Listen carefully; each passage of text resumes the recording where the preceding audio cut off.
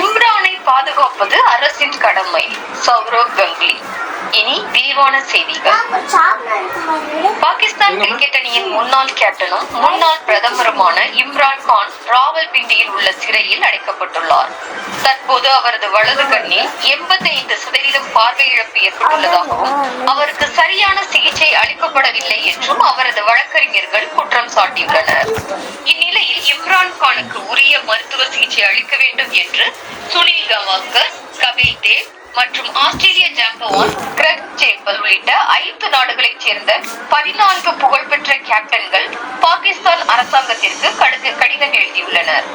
1992 உலகக்கோப்பை வென்ற பாகிஸ்தானின் கேப்டன் இம்ரான் கானுக்கு ஆதரவாக கிரிக்கெட் ஜாம்பவான்கள் கடிதம் எழுதியுள்ளது பேசு பொருளானது.